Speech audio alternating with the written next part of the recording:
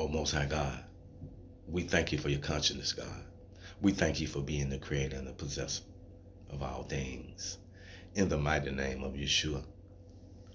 Amen. Shalom, everybody. This is Rabbi Tim, the seed of knowledge. My people, when I read the Bible, I see it different. I see it for exactly what it is saying. Because of my consciousness, when I read the Bible, I see it for exactly what it is saying. I do not see it the way that they have tried to influence us, corral us, and herd us like animals into believing. We have been taught that the Negroes, the children of Israel in the Bible, used to go back and forth as to what God they worship. I agree with that. But this is because they did not want to worship the God that was the chief God in the Old Testament. They probably were trying to worship the God that has been depicted as a serpent. The chief God in the Old Testament, excuse me, he attempted to beat the children of Israel, into submission by causing all types of things to happen to them, for them to be enslaved in Babylon and all types of other things. So he also caused the Romans to come down on the children of Israel for the last time. Some of them were killed, some were captured, some were able to flee. There were some that went into Africa and they pursued them. And finally they cornered them in an area of Africa that is called the land of Judah. And they brought them to the Americas as slaves and gathered any of the children of Israel that were already in the Americas and enslaved them as well. And beat us into submission. Beat us into worshiping this God in the Old Testament.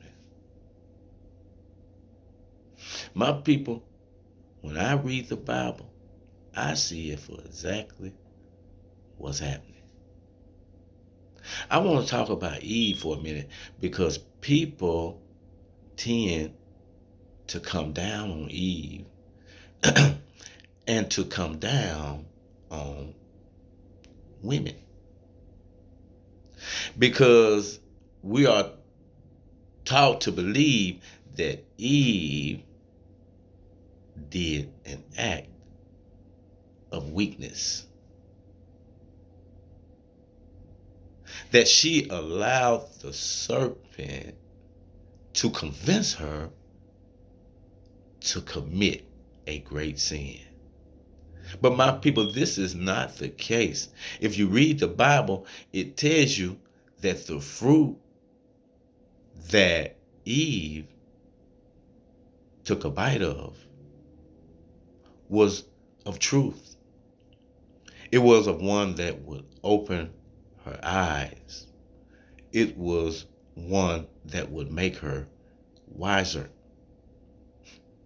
It was one that would make her more conscious. It was a fruit that would help her realize that she was in bondage. It was a fruit that would set her free. It was a fruit that would give her enlightenment. So she took a bite of it. And we'll also try to blame her and come down on her for taking it and giving it to Adam, to her man. And then we're reading the Bible, and the Bible tells us that we should be more evenly yoked. What Eve was trying to do, she had been elevated, and she went and tried to elevate her man. Eve eyes had been opened, so she went and opened her man's eyes. She brought her man onto the level that she was on.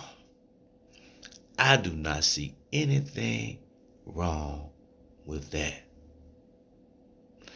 Any woman that is elevated and loves her man, she will elevate her man with her.